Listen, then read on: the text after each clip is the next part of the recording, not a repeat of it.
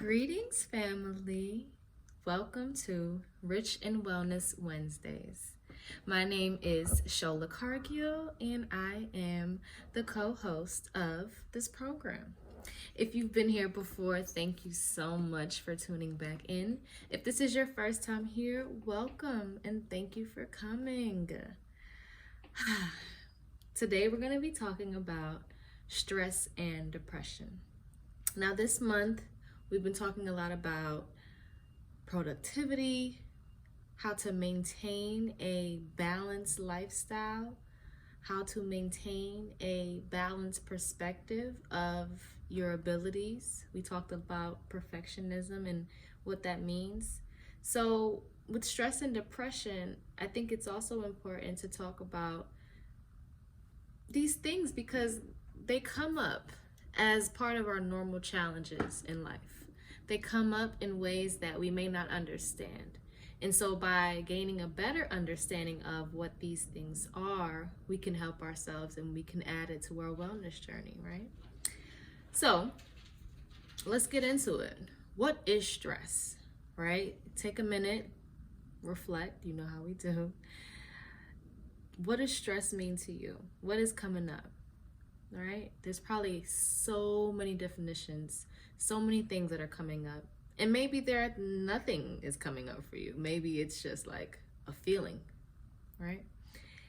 That's okay, because there are many types of stress. But before we even get there, stress simply is, in this very basic definition, it's a reaction to the demands, the conflicts, the challenges, and the elements in life that can either motivate you or discourage you. How many of you have been so stressed that you're just like, I don't want to do anything? And then on the other hand, there may be times where you're like, I'm so stressed, I have this deadline, I have to get it done, let me just hurry up and knock it out. And then you knock it out. So there are ways that stress can be useful, and then there are also ways that stress can be harmful. And going now into, some examples, say you have a new boss, say you work at a company and the boss is adjusting, the environment is adjusting, and you just feel really pressured. So that's one demand that you have to get adjusted to. And then let's say you're with your partner and you all are going through a growth experience, as I like to say. And it's a difficult time and you all are just not relating in the ways that you usually do. So there's stress there and conflict there. And then let's say you're trying to learn a new skill. So you're taking a course. And so on top of the demands at home and at work and with your partner, you're also now having to make sure that you're on top of your coursework to attain this new skill that will ultimately help you in the long run. However, right now, it kind of all just feels like a lot, right? That overwhelming feeling, that feeling of being stretched in many different directions. That's very real. And a lot of us experience it. And so one of the things that we can do is identify what type of stress we feel based on our personal experience. So based on checking in with things like our body, our mind, our emotions, our spirit, we can then get a better understanding of what's going on and where. So for example, in your body, right? Say you constantly feel tension in your shoulders. Say you feel tension in your neck. Your feet hurt when you get off work. Those are indicators that your body is stressed. Body stress is a type of real stress. And it's also a signal, again, that motivator, right? That can say, hey, maybe it's time for you to get a massage.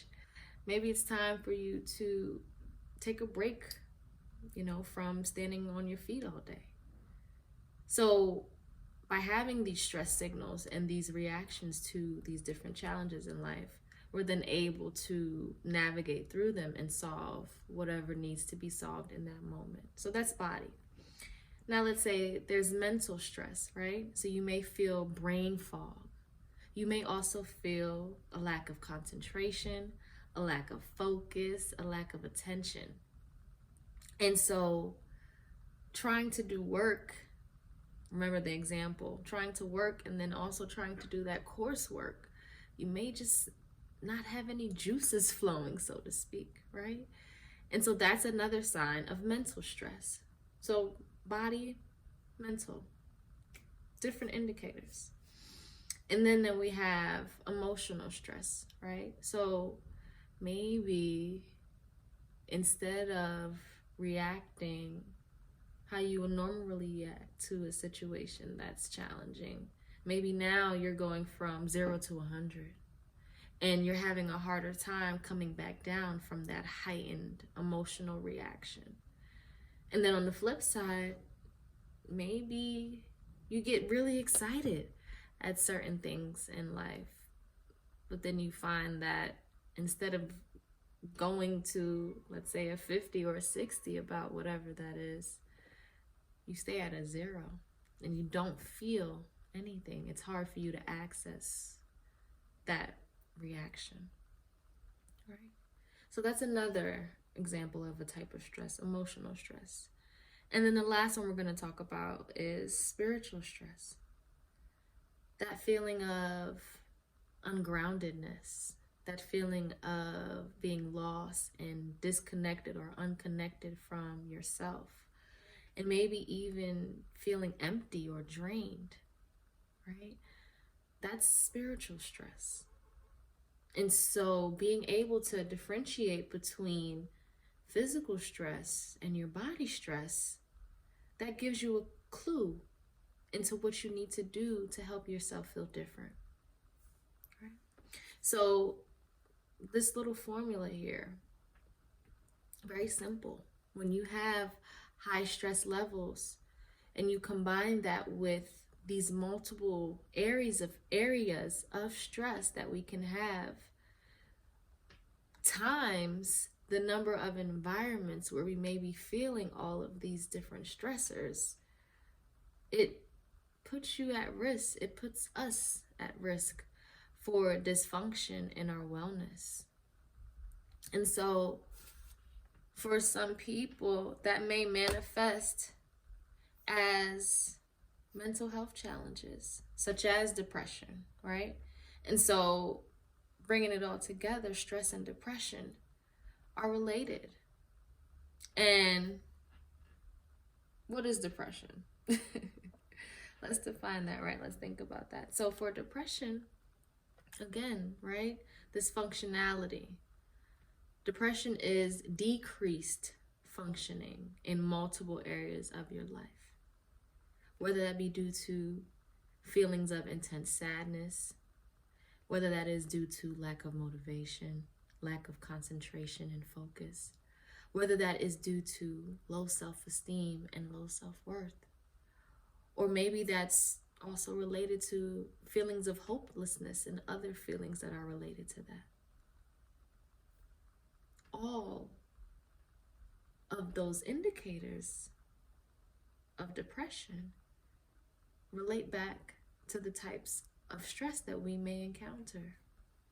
So again, we see where it's important for us to be able to identify where the stress is so that we can take those steps to improve where we are at that moment. So before we close out, let's just do a brief activity and something that we can do to blanket these different areas of stress points is to say affirmations, right? And by speaking affirmations, the idea is that we affirm ourselves by saying it out loud, and we affirm whatever we're saying by repeating it. And so our categories are body, emotion, mental, and spiritual, right? So let's say we base our affirmations off of those areas. So our first one would be, I am a strong body. I am a calm, emotional being. Right? I am a person with mental clarity. And last one is, I am spiritually grounded. And so by using one, or maybe all, and repeating that over and over and over, can help get you to a place where now you're thinking about where you want to go, and you're thinking about giving yourself that motivation so that you can get there. You're saying it, you're affirming it, you're making it real by just speaking it. And so that can be really powerful. So of course, we always encourage you to come up with your own list. Create your own list of affirmations, whether they are I am, or whether they are I can, or whether they are just I's. Affirm yourself. What do you need in this moment, right? So again, being able to honor yourself, whether you are feeling stressed or whether it's going a step further and you feel depressed. Honor that. And so some tips that you can take with you to honor that as you work through it is to take it slow, first and foremost. Take it slow. You also want to identify where the stress is, right? So again, those signals. Is it a physical thing? Are you feeling tension anywhere in your body? Is it a mental thing? What's happening when you're trying to sit down and read something? Where is it? And so, right, we're slowing down, which gives us that space to identify where, right? And so once we identify where, we can then start very small and choose the area of stress that we want to address. So let's say our area of stress is body. Now I'm going to be honest, my neck has been hurting. So I know, if my neck is hurting, maybe I can give myself a little massage here and there ever so often. And then maybe I can book a massage later on, or tell my partner, hey, I'm having this tension here. Can you help? And so by identifying what it is, taking it slow, I am then now able to address what is happening. And you can too, right? The last thing I want to leave with you is surround yourself with those encouraging reminders. If you have sticky notes, have some sticky notes. Put up some affirmations around the house. Put them in places where you frequently go. Maybe that's the restroom door. Maybe that's the kitchen door. Maybe that's on the TV. Maybe you write affirmations in your phone and set reminders and timers for things that you need to remind yourself in order to keep you at a level where you feel you're functioning well. Okay. So once again, we thank you so much for your continuous support for Rich in Wellness, and we are so grateful that we're able to share this journey in wellness with you. Until next time.